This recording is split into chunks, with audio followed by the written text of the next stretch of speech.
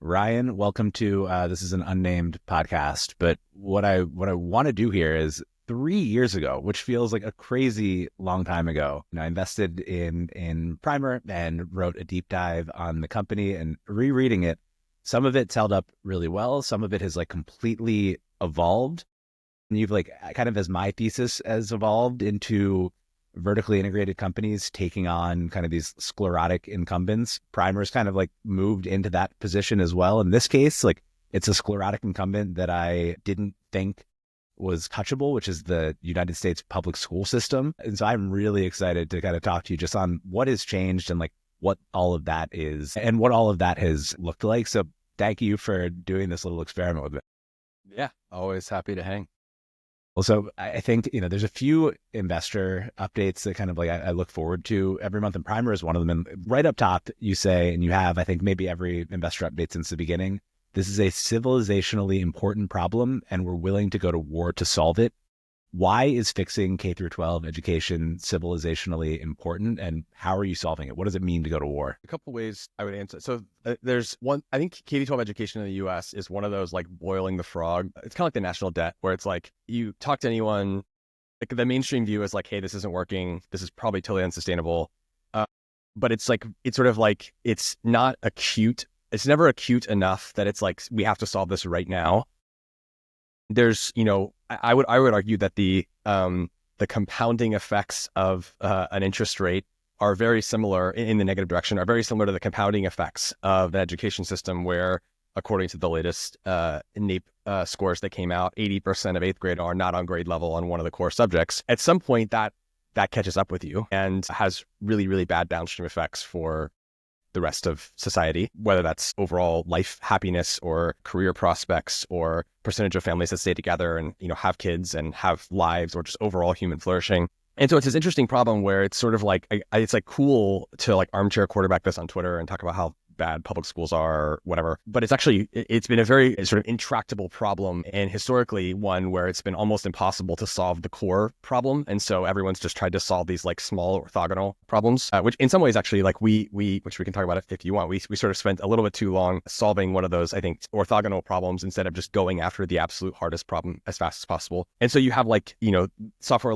that sell software to public schools and different things that maybe make an impact on the margins, but are certainly not solving the fundamental problem. And so I think that this is, for a variety of reasons which we can talk about, this is the moment where you can make a pretty big actual impact on the fundamental problem for K through 12, which is, the reductionist view would just be academic progress and getting kids back on grade level and accelerating academic progress back to, at least the grade level standards we had 30 or 40 years ago.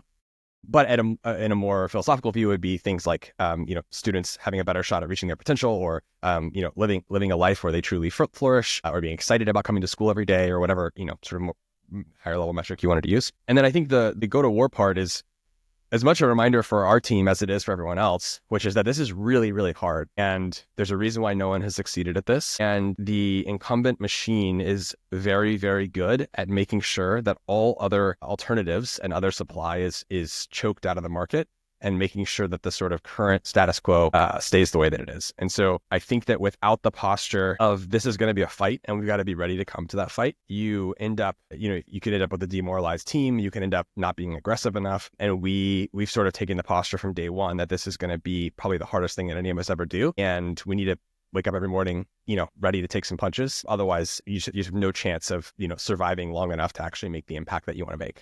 You anticipated my next question. You mentioned kind of nibbling around the edges to start. So when I wrote the piece in 2022, really it seems like the core of Primer was software, online, these clubs that either were, posted by people who were like excellent at kind of educating kids at scale, or even some of the kids were making their own clubs.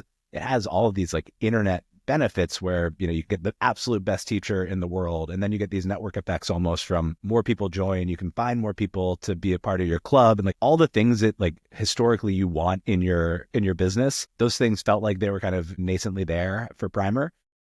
In the same piece, we mentioned that like the next week or something, you're about to start launching Microschools, which is like a physical product and like does not have any of the characteristics that investors like or that you traditionally want to see in a startup.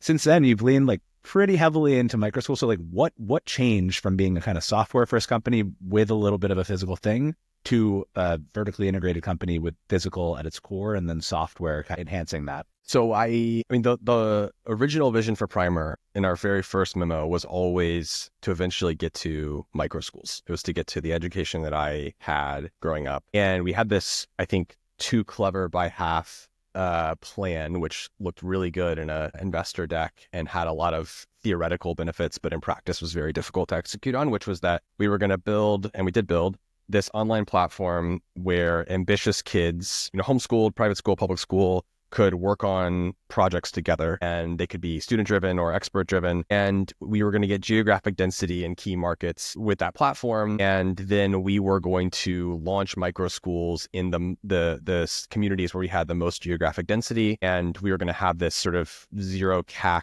or very, very low CAC engine, because you have this zero marginal cost software product that is, ripping through all the most ambitious kid communities in the US. And then you're just upselling them on, hey, wouldn't it be great if your school operated just like this? And all the parents say, wow, it's amazing thing. So it sounds great in theory. And I'm smiling because like this is the bullshit that I like absolutely loved, and like I think probably the biggest lessons that I've learned, and like luckily I fell for it here. The biggest lesson that I've probably learned over the past few years investing is like I could ping pong that too well and be like, oh my God, it's like the most brilliant plan in the world. Why was it not, and what changed? And so what I realized was that this was the fatal flaw, was that the company, the team that you architect to execute on the software platform for all the world's ambitious kids to come work on projects together, is very different than the team that you architect to build a software platform that's going to empower great teachers to launch microschools, thousands and thousands of microschools all across the US. Vinod Khosla, who's one of our investors, has a saying that the team you build is the company you build. And people often quote that in the context of, well, if you want to build sort of a high-performing company or you want to build a top 1% company, you have to build a top 1% team, which all those things are true. But actually, I think the more interesting part of it is, at least in our context, is that you have to purpose build the team for the precise product and outcome that you are building towards. And just generically hiring great software engineers and great designers is unless you're just building sort of a vanilla SaaS product, is not enough. And so I had this realization as we were launching the first Microschools, and we were sort of trying to do both, that I had basically two teams or two companies inside of one company. And I was very torn up inside over this because the software product was doing quite well by most metrics. And we were getting this incredible feedback from parents. Like I remember 3 weeks before we decided to go all in on Microschools, which we can talk about, I got an email from a parent who told me that her student or her child had not told her that she loved her in 4 years. And she found Primer and like joined these clubs and met all these other kids that also shared her interests. And for the first time in 4 years, she just told her that she loved her. And she literally like recorded a video and sent it to me like through tears explaining this. Whoa. And so we were getting this anecdotal feedback from parents, which was clearly, moving the needle for making this huge impact on their kids. But we were not solving the fundamental problem. We were not doing anything really to fix K-12 education in the US. Cool community for kids, which on the margins was helping them, meet other kids that are ambitious and probably become more ambitious themselves. But they were still all stuck in, these crappy schools where the really wealthy families sent their kids to great private schools. And so I had a conversation with one of our mutual friends that well, and he basically challenged me. I was sort of talking about this debate with him, and the challenge that I was trying to think through, and he just looked at me and was like, "Why would you not just go after the absolute hardest version of this problem immediately? You have the best investors in the world behind you. You have a great team. This is the ultimate vision. Just accelerate everything to now and just go after the hardest version tomorrow."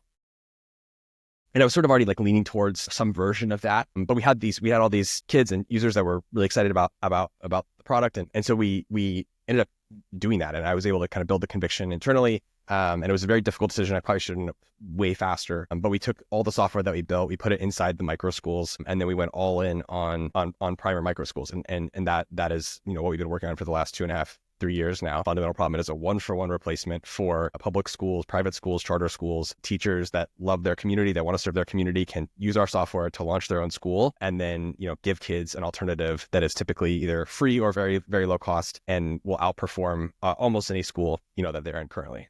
Yeah, there's so much in there. I want to, before we get there, like just that pivot moment, you're kind of lucky, but also, I mean, like the eventual plan, like you said, was Microschools, but you have Founders Fund and Khosla are kind of the biggest investors behind Primer, and so they're used to things that are physical, real world, require a bunch of capex, might be slower build, interact with the government, all of that. Still, it's like a different kind of thing than you'd been tracking towards, and like a kind of accelerated timeline. What were those conversations like? I guess one with the investors, but then two with the team, because I know also that like even changing Breather, when we changed our sales model from like kind of short rentals to long rentals, same team, same everything, it was a really hard pivot. It's like, what are those two sets of conversations like?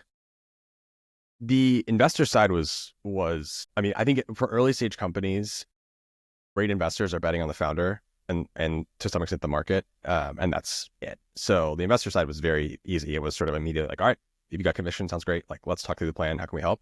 The team side was much harder because we had to make I knew that we had to make like a full sort of all in bet on building this platform to launch schools. And that meant shutting down or shifting a lot of the software that we had built into to only live within schools. And there was that was a very like emotional experience for the team because we had all these kids across the US and the world. I mean, literally like they would send handwritten letters to our office. Like I remember two kids, like they asked their parents for spring break, can we just, instead of taking a vacation, can we come to San Francisco and just visit the Primer office? They like spent their spring break in San Francisco to like come to the Primer office because they just wanted to meet the team. So this was like, classic like cult, kind of product. And that was very, very difficult for the team because there was a sense that we were abandoning, these people that had been like long time, users and really benefited from the product. But I think it was obviously the right thing to do, but that didn't make it any less hard. Did people see that? Because like there's also, I think people forget when you hear about companies that there's like a mix of senior people who've like thought about the strategy and junior people and people who work on certain products and others who kind of have like the higher level view. I would imagine some people think that you're like a complete idiot at this point and like think that you're missing or are heartless or like missing these like people actually are really getting a lot out of the product. So like walk me through some of that. We had multiple team members that said all those things and many other colorful versions of that. And I don't actually blame them. Like I think that as a founder, you have to be honest about the different decision inputs and different decision framework that you're going to have than your team. And there's going to be times when those two things diverge and you can't expect every team member to make decisions in the same way or want you to make decisions in the same way that you're going to make as the founder. And so I knew that I was only doing this to try to build a true alternative to the current K-12 system in the US. And it was only worth every marginal day of my time if I felt like we were doing the highest probability path to get there. And once it was clear that it was not the highest probability path to get there, I felt like I had a moral, ethical, fiduciary, opportunity cost, whatever framework you want to use, obligation to get us to the once I found this new path that I thought was more of a straight shot, I felt like I had to get us there as fast as possible. But I can't expect everyone on the team to also have that exact same framework. Like these are, employees that, obviously they were very bought into the vision and the mission and they, were wonderful kind of all in team members. And some of them said, great, like, let's go, like we're in. And others said, hey, this is not what I signed up for. Like I signed up to build this thing. And I think that, it's easy to villainize them or to say like, hey, this is, you don't see the big picture. How can you not see this? But I think that there is just a very different framework that you have as a team member versus a founder. And I think that's fine. Yeah, I think it's to be like you want them to be super passionate about the product that they're building and the impact that they're having. It's just hard. But I guess moving on from that hard part, what is like kind of how has the Microschool product evolved? What is the Microschool product and like why vertically integrate? And then how far do you integrate? Like, are you building schools? Are you designing the curriculum? How do you choose where to integrate and what to build? There's basically three bets that Primer is making. The first is that software is going to, that there's almost like a Moore's law in education, which is that you are going to be able to deliver higher and higher quality academic outcomes as measured by the NWA map or whatever, sort of nationally normed test you want to pick for a lower and lower cost. And that some of that will be, AI tutors and these things that are coming down the pipe. But other of this is just pure like operational efficiency that you can drive by software, like not having teachers fill out paperwork and automating attendance and things like that. So that's sort of one bet. The second bet is that teachers are actually phenomenal entrepreneurs. They not in necessarily the venture backable sense, but in the kind of small business sense. And the idea of giving them a small organization to run, a small school to run, actually a much higher percentage of them than you think would thrive in that, and a much higher percentage than you think would want that. And we've consistently seen, like, we have thousands of teachers that apply to launch primers, and they actually really, really resonate with this idea of this thing that becomes their own, that they can run and grow. And then the third bet is that it's possible to very quickly scale this software platform with real world schools through sort of an asset light real estate strategy. We don't ever build schools. We don't do like a bunch of construction. The teachers find the campuses for their schools. We help them. We have a regulatory engine that helps them get that approved, and that's part eventually that will all be productized as part of the software. But they're responsible for finding students, finding the location, and that allows us to get to scale very quickly in new markets, because we're not, our go-to-market motion doesn't look like a traditional school operator. Put those together, you have a platform that can deliver, hopefully a top quartile or eventually top decile education at half or better of the cost to educate per student for the median cost in the states that we operate in. You have teachers that are kind of in the driver's seat running these schools, and then you can scale very, very quickly because you're not sort of encumbered by, our parents do not choose Primer because there are marble staircases and charcuterie boards and champagne galas. They choose Primer because we teach their kids math, how to read, and how to write really, really well. And they get time to start companies and work on things they're excited about every day. And so the physical facilities are not the defining characteristic. And so that allows us to open in a lot of places that maybe other people wouldn't launch schools, like churches or community centers or libraries or any place that the community really likes and gravitates towards. And so we put all that together. In theory, you can grow really, really quickly and scale this high quality education option at a much lower cost. So that's sort of the bets that we're making. It makes a ton of sense. Again, I'm going to draw on the breather thing here. Like, I think if anything, we made a mistake in not vertically integrating enough. Like the ideal world, capital is not a constraint. You just like own buildings and then you keep all the margin and all of that, because the space was the product. For you, like, it's a very clear, you say asset light up front, it's a very clear decision to like save all of that money, save all of that time and put it towards the education. I guess that's a really good heuristic, actually, is like, what do customers expect from you, and be as good as you can possibly be on that, kind of throw out the other stuff. Do you see over time kind of either you deciding to integrate further into that stuff or giving teachers the ability to decide, I want my school to be this high-end thing where we do have caviar toasts for our students? Like, how do you think about what happens over time as you earn the right to integrate more? I could see us maybe going up market a little bit. I think the market for schools that are highly competent at teaching math, reading, writing, and science is so large, tens of millions of students a year, that it's hard for me to imagine tapping that out and feeling like we need to go further up market to the other things that parents care about on top of that. But in theory, the teachers are in the driver's seat, and so they could choose to push up market. But we are laser focused on that segment, sort of the 80% of the population, where those are the core things they care about. And I think it will take us many years or decades to tap that out. Yeah, it makes a ton of sense, which brings to bet number 2, which is, how do you like build a product that parents across the country can come to trust and give teachers control? Like, what's the balance there of what they can control, what is kind of standardized throughout? Yeah, we are always toying with this balance. It's basically a question of, we think of it in terms of legibility. Parents do not want to take pedagogical or other types of risk, most parents, on their kids' education. And so, there's lots of these schools that have tried these like highly innovative, either structural, innovations or pedagogical innovations. And I think that just creates a ceiling on the percentage of parents that are going to be willing to take some bet on some new thing. And so I think for the segment of the population that we're serving, which is sort of like, middle class, upper middle class, some lower class families, they just want a really good school that's great at core academics. And that's what they are looking for. And so it has to be legible. The program, the curriculum, everything has to be legible enough to them that it feels like a 1-for-1 substitute for whatever their current school is. And so the way that we do that is we have a very, very intense and rigorous core academics that happen in the morning, and parents have total transparency into that. They can see on their parent dashboard everything that's happening every day. We calculate learning velocity for every student. And so we can literally project, like, by the end of the year, by the end of the month, by the end of the week, like, where should the student be? If something goes off, we know why. We try to diagnose that. But then in the afternoons, kids can do these pursuits, which are like passion projects, like starting companies, a lot of the original club stuff. They can start companies, they can launch podcasts, write books. And I think that is sort of as far as we're going to push the envelope on legibility, where parents can go, okay, like, I can sort of understand core academics in the morning, these kind of like, a creative passion projects in the afternoon. And that is as far for now as we're going to go. And maybe in the future we'll go further, but that is sort of the mix that we chose right now. It might be early to know this, maybe not.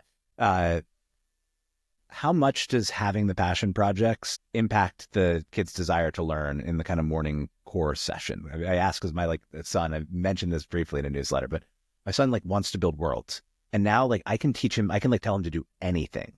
And he's 4 years old. I can be like, well, you obviously have to go to swim class because you're going to want oceans on your world, right? Or we better practice our math because you need math to do physics. And it works all the time. If you have that motivation of a thing that you want to get done. This morning he was homesick and he was dreaming. He wanted to go back to sleep because he was in the middle of a dream about building this world with his grandmother. He's just obsessed. And so you can awesome. jam so much down that. And so I would imagine the projects kind of serve that same function. Does it make kids want to learn more because they have something to apply it to? That is the dream, is that every student is experiencing some version of that.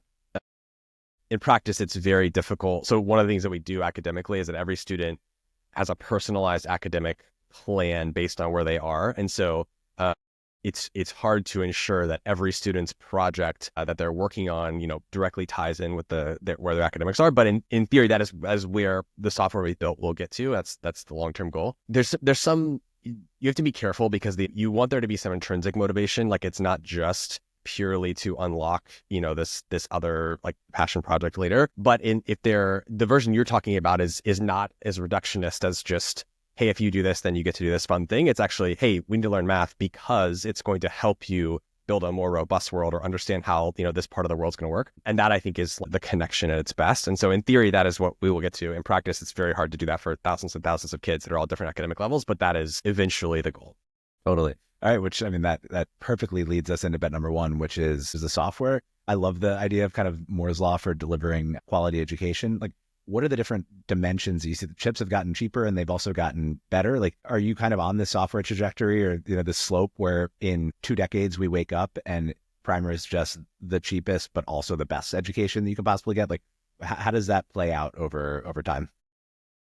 Yeah, I told the team the other day, it's surreal that there's literally going to be trillions of dollars this decade spent on CapEx that will basically directly reduce our COGS and our cost to educate and improve our academic outcomes at a lower cost. The latest AI stuff, it's still not quite ready for prime time for AI tutors. There's still hallucination rates a little bit too high. The way we think about AI tutors is the value of an AI tutor is directly correlated by how independently a student can use it. But that is also precisely correlated with the magnitude of the downside if or when it hallucinates or gets something wrong. Because if a fourth grader is using it independently and doesn't know that it's being taught something incorrectly, then you're lodging this thing in their brain that is not correct. So they're getting very close. And so right now, most of what we've done is on the administrative, logistical kind of deleting the bureaucracy from the system for educators. And so I don't think any teacher at Primer has ever filled out a piece of paperwork, for example. Probably one of them will email me after this and tell me that they did, but it's not normal part of the experience at all. All these things are either automated or taken care of for them, or it's, a couple clicks in their dashboard. And so we're pretty relentless on that front. And I think we have a very, very clean experience for the Primer leaders, which you'd be surprised how big of a difference that makes, just that difference when they come from their old school to Primer. And so now phase 2 is okay, how do you start to really improve the academic outcomes while also decreasing costs for students, and then specifically improve the personalization that you can offer? And so right now we use a combination of software tools and virtual tutors for students that need remedial support and live instruction from the Primer leader. And in theory, more and more of that will get eaten by AI tutors as they get ready for prime time. And I think we're probably 6 months away. If you're working on this, please email me. I want to meet you because I think all the technical building blocks are there. It's just going to take someone actually putting it all together. This is one of the things that I love about building a vertically integrated business is that you can be I hope that somebody solves AI tutor, because then I just plug that into my thing where I've done all of this actually really hard stuff that nobody wants to do. And so you want the world to come to you and it's not a competitive threat. I guess the flip side, is there a world in which, we wake up in 5 years and figures out the Vision Pro or Meta does, and it becomes cheap. And then there is a really good tutor in your classes and it's just actually better for kids to sit at home and, VR with a perfect personalized tutor? Or is there something that you think could knock off Primer that you worry about in the future? I have a very, very, very strong conviction so lots of people talk about that AI vision for the future where every student's just sitting at home on a tablet, learning from some AI tutor. that is such a like coastal elite like idea. 7% of American families need their kids to go to school because they go work during the day and they need a place for their kids to go. And another 35% of American families rely on schools to provide some other services for them, whether that's aftercare or lunch or various other things that they literally can't provide for their kids. And so this idea that every kid in America is just going to be sitting at home, I think is totally wrong. And so that's actually part of the reason why we specifically decided for primer to a single primer as a physical location. And we do all that work to help these educators find those locations and get them approved for school use, because that is the bet, is that that is never going to go away. And that is going to be part of the durable advantage, is this network of thousands and thousands of physical locations. And so even as, COGS and go down and AI tutors, get ready for prime time, kids are still going to need a place to go while their parents are working. And that is a like very important part of the bet that we're making. It's also, even saying it out loud, like asking the question, I didn't mean to make it sound like a joke, but like even saying it out loud, you're like, that sounds like the worst possible version of the future that everybody's just socialization, inside. you have all like, there's all sorts of reasons why that's not going to happen. But I think the most important one is just structural. Like parents just need a place for their kids to go from 9 to 3 or 9 to 5 every day.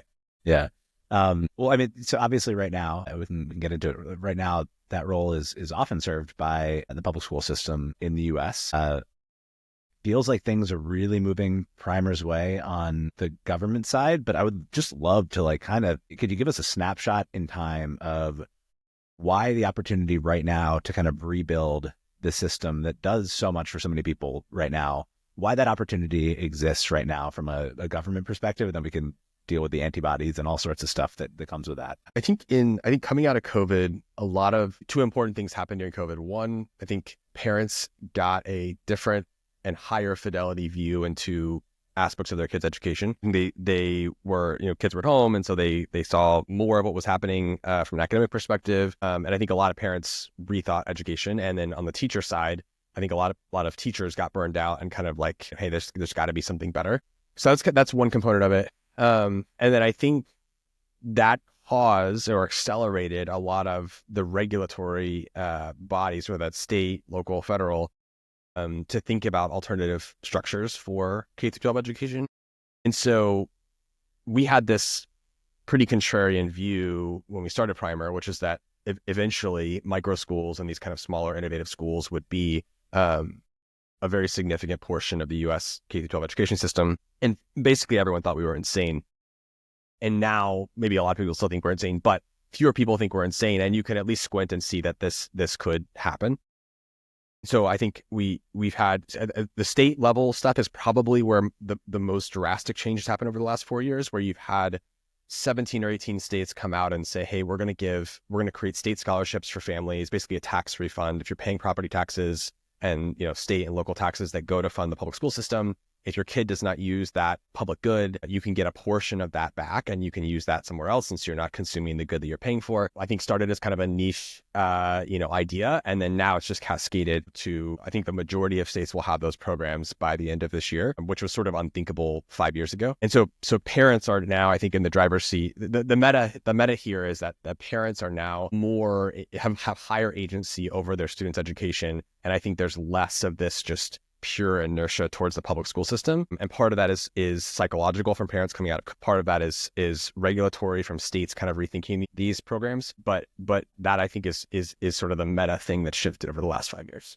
Yeah, it makes sense. And I've seen this both with Primer and then with Odyssey, and like really kind of supporting the ESA kind of payouts and making that easy for parents. Clearly there is a like red-blue divide on which states have ESA programs and which don't. I'm hoping I'm from Pennsylvania originally. Someone like Josh Shapiro can purple it and bring ESAs to Pennsylvania. But, even my sister, when I talk about this stuff positively, is like, well, what about like the public schools? Like, are you just taking money and like giving better schools and better options to rich kids and, leaving the public schools in a lurch? Like, I guess one, steelman the argument against kind of school choice, or like, why are blue states, is there a good reason for them to be, to be a little bit behind there? And then two, I guess, address your own steelman and like kind of explain why that might not actually be an issue, and why what Primer is doing is not like this evil thing? The Steelman is some version of historically non-public schools have done a poor job of serving students that either fall outside the middle 50% of students on any dimension, whether that's income or academic ability or behavioral or whatever the dimension you wanted to pick. And they have been extremely high cost, both in terms of actual tuition, but also in terms of CapEx to get live. And so if something is, a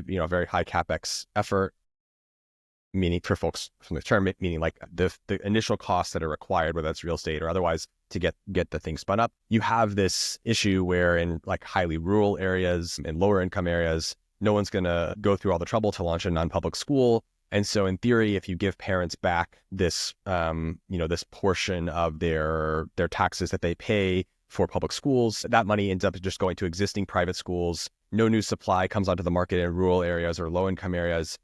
Because there's no incentive to do that. And you end up just, having a $40,000 a year private school now cost $40,000 or $33,000 a year, which doesn't make it any more affordable to a middle class, single mother who in theory, these programs are supposed to help.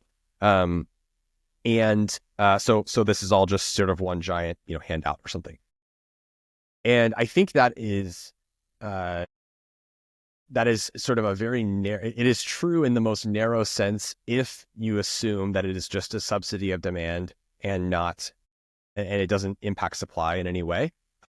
And I think that is part of why people are so excited about Primer is that we are able to, because of the asset light real estate strategy, we are able to spin up these schools very cheaply and very quickly, but also in areas that historically you would not be building or launching a new non-public or private school. And then you're able to offer that at a price point that even very, very low income families can afford. And so we have schools with Primer, we have them in, the wealthiest neighborhoods of many cities, but we also have schools where 96 or 97% of families are on food stamps. And they are in the lowest income, literally the lowest income neighborhoods of entire states have primers, and they're thriving. And they're self-sustaining and the communities love it and the teachers love it. And so we're sort of, I think, breaking that narrative. And I think that's part of what the excitement is that historically a lot of the innovation that's happened in education, in full stack education, has either been one-off charter models where you could have one really great school or two really great schools, but it's very difficult to scale, or really high-end private schools like, I don't know names, but they've tried and they haven't succeeded, or they've succeeded in a very limited scope at the $50,000 a year price point, but it's never actually made an impact for the families that need it the most. And so I think that's sort of the argument that applies to maybe 1.0 of this world, but everything that's shifting now,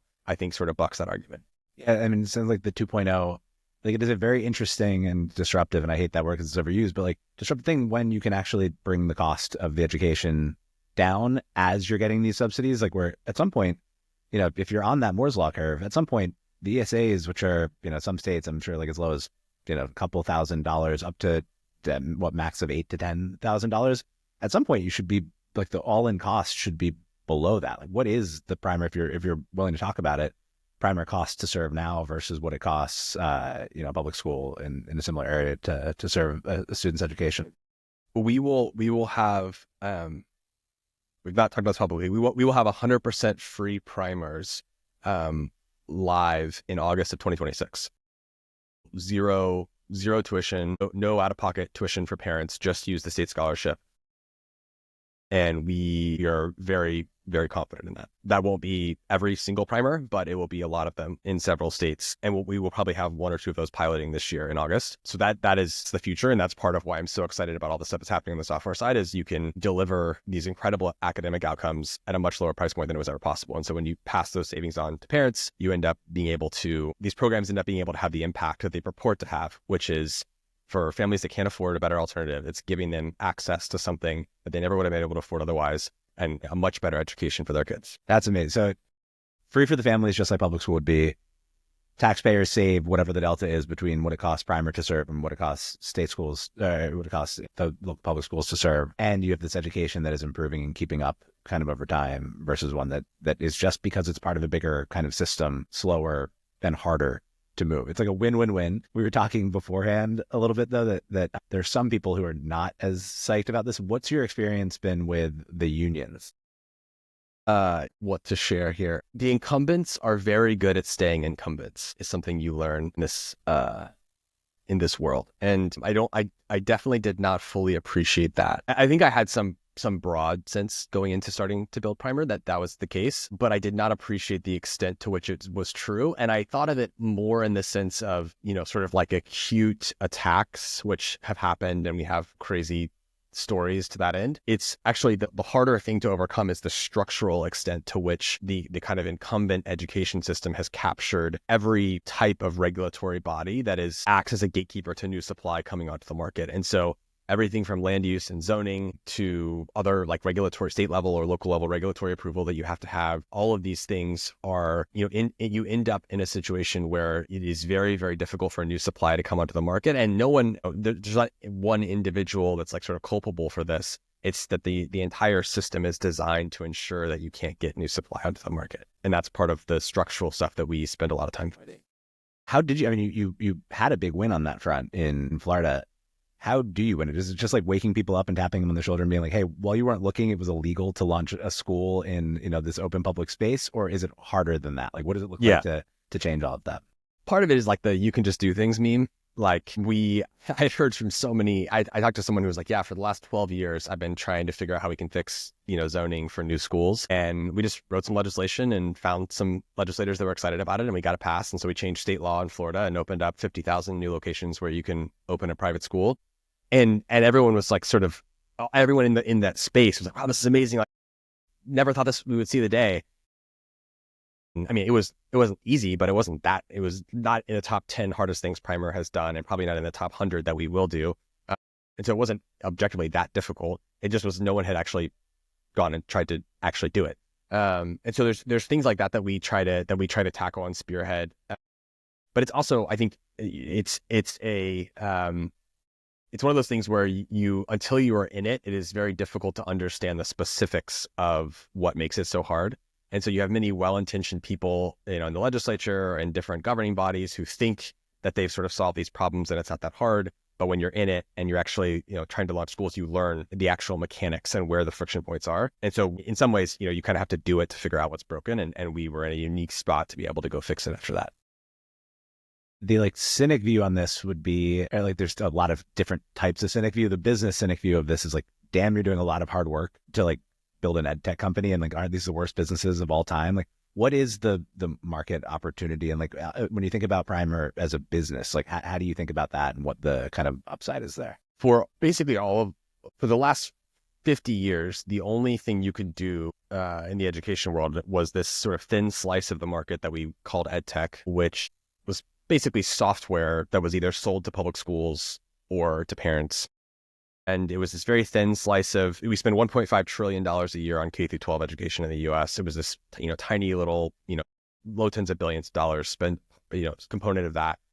And that entire segment, produced basically zero generational companies or organizations, very, very few, sort of amazing outcomes for the world or for investors or whoever. And so, and I think that was a structural, it was a structural limitation, which was that the majority of this $1.5 trillion a year was basically just totally locked down, kind of one shot to public or charter schools. And there was nothing that parents or anyone else, there was no discretion over any of that. It was just it was just going to keep happening. And so if you wanted to do anything and try to improve anything or, build organizations in the space, you either had to do it sort of at a very small subscale, build one charter school or something like that. Or you had to just play in this sort of software space with these 2-year-long procurement cycles and, terrible margins, all that. And now, because of all these structural shifts, it's the first time where you can actually go innovate on the bulk of the foundational problems, which is the actual schools themselves, and you can go build alternatives. And so I think that it would be a mistake to conflate what's going to happen over the next 20 years of folks building things in education to what's happened for the last 20 years. And I think that the opportunity now, I think that we finally have a chance to try to improve and attack some of the hard foundational structural problems that have basically been off limits, not for lack of good intentions, but just because of the structure, that have basically been off limits for the last 30, 40, 50 years. And so, obviously there's a lot of execution risk and very hard problems to solve still, but the structural stuff has been unlocked. And so now it's up to us and hopefully many others to go improve the lives of families and kids and deliver great outcomes. when I hear like a $1.5 trillion, like there's a very few markets that are the size of the defense budget is 900 billion in the US. But if you include allies around the same size, like, would it be easier for you to fundraise if you had like physical school that you just like dropped in different places and it like looked like you were doing this like hard tech thing? Or you know, like it does feel to me like when you talk about it that way and when you like really think about the business, like one of those kind of, knocking over the defense primes size opportunities. Is it easier if you have like a shiny physical product, or what's that like convincing new investors?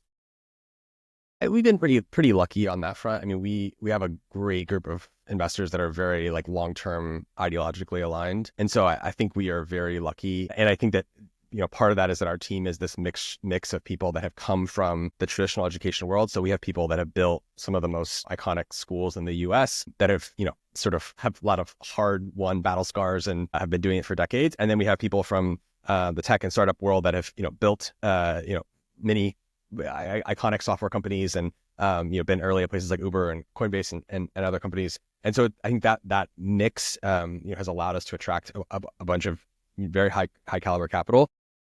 But I do think do often think of that, if you were doing the kind of like, the more sexy version of this, that maybe it would be, you would be a little bit more hypey. But I actually think I think staying under the radar a little bit and kind of just sort of building the version of this that really works for like blue collar, everyday Americans actually is the right long-term bet. And I think that is now like increasingly obvious to the market. How do you see the market playing out? Like, is this winner take most? Is this, there's going to be a million different players? Like when you are doing all that hard work in Florida to get all these spaces approved, can there now be 10 other companies that come in behind you and say like, awesome, we're going to use that to launch schools as well? Or does the software side make it, you think, winner take most at the end? I don't think it's winner take all. I mean, this is 80 million-ish kids in the US. And, it's $1.5 trillion a year of total spend. Part of the promise of what's happening is that you will have a much higher aperture or variance of types of options available for families. And so I hope that Primer eventually can be the platform that, folks launch amazing, farm schools or technical immersion schools or language immersion schools or religious schools or all sorts of different things that you could use the Primer platform to launch. But I also think that we need a lot more types, structural innovations, people trying crazy ideas in education. And so I hope that part of what happens over the next 10 years is that you have much higher variance, people trying, things that have never been tried before to see if they work. I think for students with special needs, there's a huge underserved market there that we have not, really done a lot or explored, but that's something that I feel I'm personally very interested in and invested in and would like to for Primer to be part of the solution there. But that's something that's there's an amazing autism school in Phoenix, for example, that has been able to grow tremendously because of a lot of the legislative changes, but also deliver just incredible outcomes for these students that as far as I'm aware, like have literally never happened anywhere in the US. And now they're taking that same model and scaling it to a bunch of other states. And so I think that it is definitely not winner take all. It is an enormous market. And I hope that the end state is every family and every student being able to find something that is closer to the ideal school for them, rather than this sort of one size fits all sort of default that we've been operating with for the last 50 years. I guess kind of snapshot moment in time right now. So when we revisit this again in 3 years, what can you give me on revenue growth? Like where were we in 2022? Where are we now? Where do we expect to be in the next kind of 2 to 3 years? Yeah, we've grown about 5x, 4.7x year over year from last year to this year. We will be announcing expansion to a new state. I'm actually here right now in our office in said state, and we'll be announcing that soon. We'll do another new state expansion lineup for next year. So yeah, I mean, we are operationally, the constraint right now is operational capacity, not students or teachers. Which I think is the problem you want to have, but is also the most frustrating problem because, it is 100% under your control, and there's only one person to blame for not increasing capacity, which is yourself. And so that is what I'm spending all my time on right now. But I hope that 3 years from now we will have ubiquitous free primers that are available to families across many states and that are delivering top quartile or hopefully maybe top decile academic outcomes at either free or very, very low cost for families. And that's, at that point, I will feel very confident in our ability to scale that to many hundreds of thousands and eventually millions of students. What are those big unlocks that kind of get you there? Like, are there like step changes where all of a sudden, maybe in 10 years, it looks like the federal government's like, great, we're just, we're dropping primer and everywhere. That's obviously a ridiculous case, but like, are there big unlocks like this, or is it just like we're grinding this thing, compounding for the next decade or two? We don't need any big structural unlocks. I think there will be a lot of stuff that'll happen on the software side that'll keep pulling costs down and pulling academic outcomes up. But I suspect that will be some of the AI stuff will probably feel like a step change when we're able to implement that. But a lot of it is just going to be we have better data. I think we have a better data set than any education provider on the planet because of the way that we've architected the operating system. We are able to predict which interventions are going to work. I recognize that when learning velocity dips, below the projected amount for a student, and intervene in a way that I think probably no school on the planet can. And so a lot of this will just be letting that compounding advantage continue to play out, improving the product, improving the program. And if we can continue that, I think that it won't require any big structural unlocks. It'll just keep getting better every year. All right. So kind of just two last questions. One, if you could go back and tell Ryan in April 2022, when I wrote the deep dive on primer, if you could like go back to the past and give him one piece of advice about the next 3 years, what would it be? Going to happen faster than you think. So be more aggressive. Be more aggressive is great. And then if there are people, and this is the last one, people who want to get involved, want to be more aggressive, want to help solve that operational constraint, what are you hiring for right now? What's the best way to kind of turn this into going to work at Primer?